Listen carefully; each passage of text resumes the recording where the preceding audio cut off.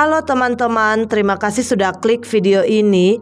Apa kabar kalian semua? Semoga dalam keadaan yang sehat dan bahagia. Santi Devi Malau berusia 26 tahun, merupakan warga Kelurahan Sibabangun, Kecamatan Sibabangun, Kabupaten Tapanuli Tengah, Sumatera Utara. Ia tinggal bersama ibu dan ayahnya. Santi dikenal sebagai gadis yang baik, sopan, tidak pernah berbicara kasar, lemah lembut, dan suka membantu orang lain. Di tempat tinggalnya pun keluarga Santi dikenal sebagai keluarga yang baik, rajin beribadah, dan cukup terpandang. Baik Santi maupun orang tuanya tidak pernah terlibat masalah dengan siapapun. Pergaulan Santi juga bisa dibilang cukup baik.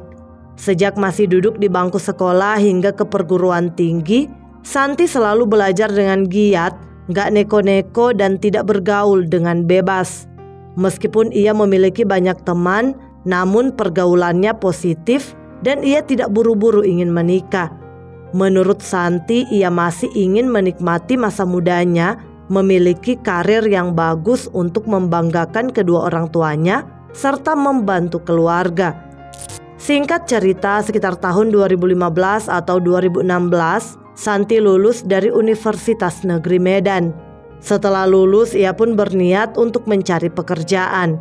Dan pada tahun 2017 saat usianya 24 tahun, karena nilai-nilainya yang bagus serta dirinya yang cerdas, Santi diterima bekerja sebagai pegawai Bank Syariah Mandiri di Pandan Kota Kabupaten Tapanuli Tengah dengan posisi sebagai customer service.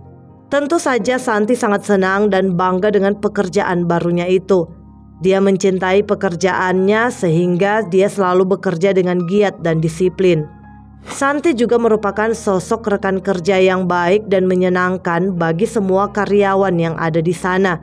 Sifatnya yang sopan, lemah lembut, dan suka menolong membuat semua karyawan, bahkan atasannya sendiri, memiliki hubungan baik dengan gadis tersebut. Tidak pernah terdengar ada masalah antara Santi dan rekan-rekan kerjanya. Sementara itu, pada tahun 2018, Santi yang tinggal di Kecamatan Sibabangun akhirnya memutuskan untuk ngekos. Karena cukup jauh jarak antara rumahnya di Sibabangun dengan tempat kerjanya di Kecamatan Pandan, di mana butuh waktu sekitar kurang lebih 40 menit berkendara. Sehingga setelah kurang lebih 1 tahun menjadi pegawai bank di Pandan Kota, Santi merasa cukup kelelahan karena dirinya yang hampir setiap hari harus pulang pergi dari rumahnya ke tempat kerja dengan jarak yang lumayan jauh.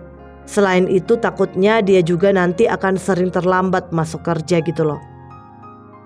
Akhirnya setelah berdiskusi dengan orang tuanya, Santi pun mulai mencari tempat kos yang dekat dengan bank tempatnya bekerja. Dan setelah mengunjungi beberapa tempat kos, Santi pun memutuskan untuk menyewa kamar salah satu kos di Simpang Aek Tolang, lingkungan 1 Kelurahan Pandan, Kecamatan Pandan, Tapanuli Tengah. Di tempat kosnya itu Santi bergaul dengan baik. Sifatnya yang sopan santun, baik dan ramah membuat beberapa tetangga kosnya ingin berteman dengan gadis tersebut. Santi juga sering menolong tetangga-tetangga kosnya yang membutuhkan bantuan. Nah, diketahui bahwa Santi datang ke kosan tersebut berdua bersama temannya, yakni seorang wanita yang identitasnya tidak disebutkan. Sayangnya tidak dijelaskan apakah Santi dan temannya itu sekamar atau berbeda kamar. Kemudian singkat cerita, pada tahun 2018, sepasang suami istri muda juga ngekos di tempat kos tersebut. Mereka adalah Dimas Peri Setiawan berusia 20 tahun dan istrinya yakni Nurmayanti Nasution berusia 18 tahun. Sang suami yakni Dimas bekerja sebagai penjaga warnet di daerah tersebut. Sedangkan Nurmayanti istrinya bekerja sebagai pelayan di warung ayam penyet. Tidak banyak informasi tentang latar belakang dari pasangan suami istri itu. Namun diketahui bahwa Dimas dan Nurmayanti baru menikah di tahun 2018 itu. Mereka menyewa kamar kos di sana supaya dekat dengan tempat kerja. Dan kamar kos mereka tepat bersebelahan dengan kamar Santi. Awalnya sekilas tidak ada yang salah dengan pasangan suami istri muda ini. Mereka terlihat baik-baik aja dan hampir setiap hari baik Dimas maupun Nurmayanti akan pergi bekerja. Sementara itu sebagai tetangga kos, Santi sangat baik kepada Dimas dan Nurmayanti. Meskipun ia tidak tahu seluk-beluk maupun sifat asli mereka, namun Santi yang memang memiliki kepribadian yang baik dan ramah, lama-kelamaan juga mulai berteman dengan pasangan suami istri tersebut. Tetapi sayangnya sifat baik Santi malah dimanfaatkan oleh Dimas dan Nurmayanti. Dengan gaji keduanya yang pas-pasan sedangkan biaya hidup yang tinggi, membuat Dimas dan Nurmayanti sering kesusahan. Dan setelah menilai sifat Santi yang baik, Dimas dan Nurmayanti pun sering meminta tolong dan tak segan meminjam uang kepada Santi. Bahkan pernah satu kali entah bagaimana, Dimas berhasil menyelinap masuk ke dalam kamar dan mencuri jam tangan milik Santi. Namun saat itu Santi sama sekali tidak menaruh kecurigaan kepada tetangga kosnya. Dia mikirnya mungkin jam tangannya itu hilang karena dirinya yang teledor entah meletakkan di mana. Dimas dan Nurmayanti benar-benar memanfaatkan kebaikan dan keramahan dari Santi. Mereka mulai berani melakukan hal-hal yang tidak baik kepada tetangga kos yang selama ini sering membantu mereka. Dan sayangnya kebaikan Santi kepada pasangan suami istri tersebut malah akan membawa Santi ke suatu tragedi menyeramkan yang akan membuat semua orang sedih dan terkejut. Di mana pada hari Kamis tanggal 13 Juni tahun 2019, Santi Devi Malau kehilangan nyawanya dengan cara yang tragis. Kasus ini bermula ketika malam itu Santi yang baru pulang ke kos usai menghadiri acara halal bihalal kantornya, mengganti pakaiannya dan sholat. Kemudian setelah selesai sholat sekitar pukul 7:45 malam waktu Indonesia Barat, tiba-tiba Dimas dan Nurmayanti istrinya mengetuk pintu kamar kos Santi. Tanpa curiga Santi pun membuka pintu kamar dan suami istri itu masuk ke dalam. Dan di sana Dimas mengatakan maksud kedatangan mereka adalah untuk meminjam uang kepada Santi sebesar Rp200.000 untuk biaya transportasi mereka akan pulang ke Medan. Ternyata saat itu entah kesalahan apa yang telah Dimas dan Nurmayanti lakukan di tempat kerja, keduanya ternyata telah dipecat dari pekerjaan mereka. Sehingga karena tidak memiliki uang, mereka pun ingin meminjam uang kepada Santi. Mendengar itu Santi merasa kasihan dan berniat ingin membantu suami istri itu. Tetapi Santi mengatakan bahwa dia tidak punya uang cash sebanyak yang diminta oleh mereka dan semua uangnya ada di rekening banknya. Santi mengaku uang cash di dompetnya hanya 20 ribuan. Santi pun berkata kepada Dimas dan Nurmayanti, "Saya nggak ada pegang uang sebanyak itu. Tunggulah biar saya ambil ke ATM." Santi kemudian bersiap-siap hendak pergi ke ATM untuk tarik tunai. Tetapi saat itu Dimas malah kesal dan emosi mendengar perkataan Santi yang mengatakan bahwa dia tidak punya uang cash. Dimas berpikir bahwa Santi berbohong kepada mereka karena katanya tidak mungkin pegawai bank tidak punya uang. Merasa kesal dengan pengakuan Santi, sontak Dimas langsung mencengkram leher Santi dari depan saat gadis itu mau pergi ke ATM. Santi yang kaget dan merasa kesakitan pun mulai meronta dan berteriak. Sekuat tenaga dia berusaha melepaskan cengkraman Dimas, namun dirinya kalah kekuatan. Merasa takut teriakan Santi didengar oleh penghuni kos yang lain, Dimas yang kalap menyeret Santi ke kamar mandi dan menghantam kepalanya ke kloset hingga Santi lemas tak berdaya. Tak sampai di situ, Dimas kemudian kembali mencengkram leher Santi sampai gadis itu kehilangan nyawa. Setelah memastikan korban sudah tidak bernyawa, pelaku Dimas mengikat tangan korban dan menutup wajahnya dengan handuk. Kemudian Dimas dan Nurmayanti mengambil uang dari saku baju korban yang jumlahnya hanya Rp22.000. Mereka juga mengambil ponsel serta 3 buah tas dan 1 dompet kecil milik Santi. Dan saat diperiksa tidak ada uang di dalam 3 tas maupun dompet milik Santi itu. Di sana hanya berisikan kartu-kartu seperti KTP, ATM, dan kartu lainnya serta surat-surat penting. Ternyata benar pengakuan Santi kepada mereka yang mengatakan bahwa dia tidak punya uang cash sebanyak yang Dimas dan Nurmayanti minta. Uangnya hanya Rp22.000 gitu loh. Kemudian usai melakukan penghilangan nyawa, para pelaku mengunci pintu kamar kos Santi dari luar dan segera melarikan diri dari sana menuju Sibolga. Di Sibolga mereka menjual ponsel korban yaitu iPhone 6 sekitar 1 jutaan rupiah. Selanjutnya karena hari sudah larut malam, Dimas dan Nurmayanti pun memutuskan untuk menginap 1 malam di salah satu pos kamling di Sibolga. Lalu keesokan paginya mereka langsung kabur menuju Medan dengan menumpang taksi gelap. Nah, kasus ini terungkap ketika keesokan paginya setelah Santi dihabisi, yaitu pada hari Jumat tanggal 14 Juni tahun 2019, atasan Santi yakni Kepala Cabang PT Bank Syariah Mandiri pagi itu menjadi curiga karena Santi tidak masuk kerja tak seperti biasanya. Selama ini Santi tidak pernah absen maupun terlambat datang bekerja. Atasannya pun mencoba menghubungi Santi lewat telepon namun nomornya tidak aktif. Atasannya juga mencoba bertanya kepada karyawan yang lain, namun mereka mengaku belum mendengar kabar dari Santi. Merasa ada yang aneh, atasan Santi pun menyuruh satpam menghubungi keluarga Santi untuk bertanya soal Santi. Mereka berpikir mungkin saja Santi sakit dan pulang ke rumah orang tuanya.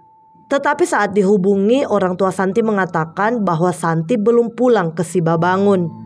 Mendengar itu, atasan dan rekan-rekan kerja Santi yang lain menjadi panik, sehingga mereka mengutus satpam kantor untuk mengecek langsung Santi di tempat kosnya. Satpam kantor yang bernama Nanda Wahyudi segera menuju ke kos Santi.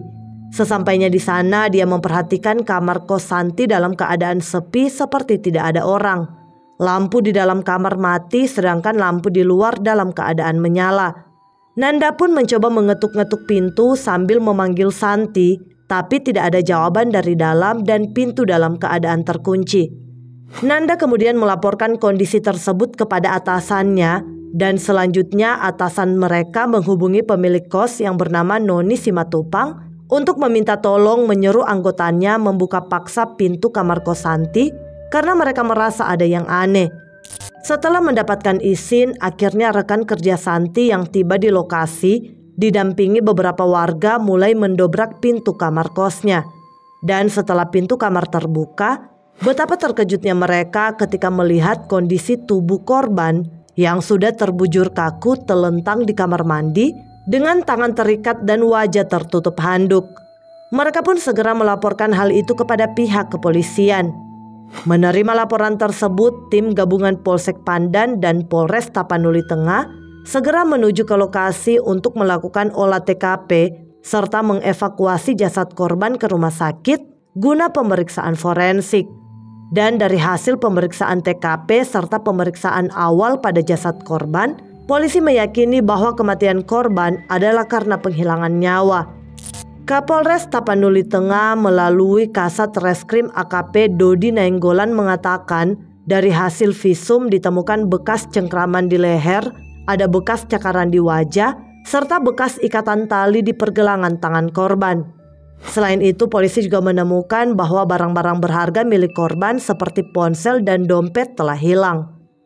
Polisi pun segera memburu pelaku penghilangan nyawa Santi Devi Malau, dimulai dengan mewawancarai beberapa saksi.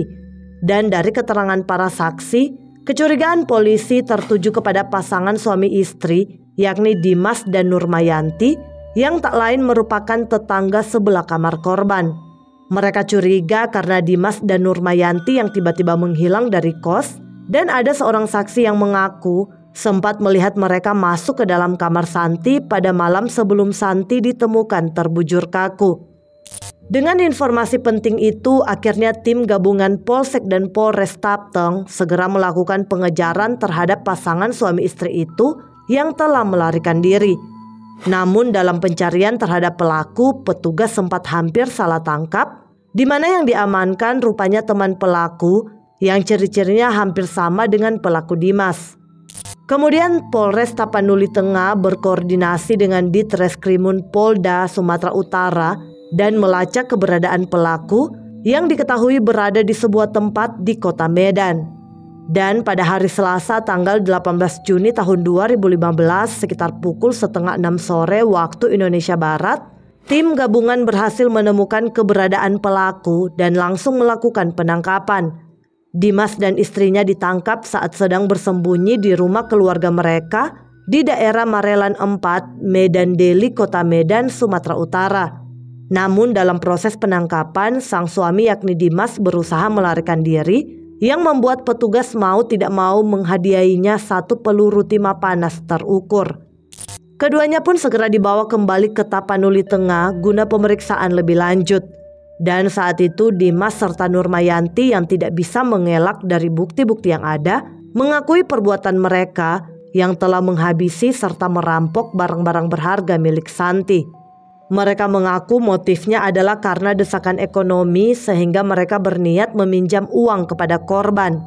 Kemudian Dimas menjadi kesal saat korban mengaku tidak punya uang cash. Nah, diketahui bahwa Dimaslah yang menghabisi Santi, sementara istrinya yakni Nurmayanti hanya ikut membantu merampok korban dan menghilangkan barang bukti. Dalam penyelidikan, polisi juga mengamankan 1 buah ponsel milik korban dari seorang warga inisial SS di Sibolga Julu, Kota Sibolga, yang dijual oleh Dimas dan Nurmayanti. Di sisi lain, jasad korban dibawa ke rumah orang tuanya di Kelurahan Sibabangun, Kecamatan Sibabangun, Kabupaten Tapanuli Tengah, Sumatera Utara untuk disemayamkan dan dimakamkan. Saat pemakaman korban, terlihat ayah dan ibunda Santi yang sangat terpukul dengan kepergian putri tercinta mereka, berusaha menahan tangis dengan mata berkaca-kaca sembari melihat dan memeluk foto almarhumah. Ayah dan ibu Santi tentu saja syok dan tak menyangka putri kesayangan mereka berakhir tragis di tangan 2 orang yang tidak tahu berterima kasih. Benar-benar kami tidak habis pikir mengapa mereka harus menghabisi Santi hanya karena uang. Itu sangat keji, bukan perilaku manusia. Mengapa tega menghabisi anak saya hanya karena uang? Tapi kami tetap ikhlas. Allah sayang sama Santi dan menjemputnya cepat. Tentu kita serahkan sepenuhnya kasus ini kepada pihak kepolisian, ungkap orang tua Santi. Sementara itu diketahui bahwa teman Santi yang satu kos dengan Santi diduga tidak berada di sana karena ia sedang pulang kampung untuk persiapan menikah. Kasus ini pun dibawa ke persidangan yang digelar di Pengadilan Negeri Sibolga pada hari Senin tanggal 18 November tahun 2019. Dalam sidang, hakim mendengarkan keterangan saksi dengan jaksa penuntut umum menghadirkan sebanyak 6 orang saksi disertai alat bukti yang dipakai terdakwa menghabisi nyawa korban. Akhirnya atas perbuatan mereka itu, Dimas Peri Setiawan usia 20 tahun yang menjadi pelaku utama penghilangan nyawa Santi dijatuhi hukuman 20 tahun penjara. Sementara istrinya yakni Nurmayanti Nasution usia 18 tahun yang ikut membantu mengambil barang-barang berharga serta menghilangkan barang bukti dijerat hukuman 15 tahun penjara. Oke guys, sekian dulu ceritaku. Sampai jumpa di video selanjutnya. Bye.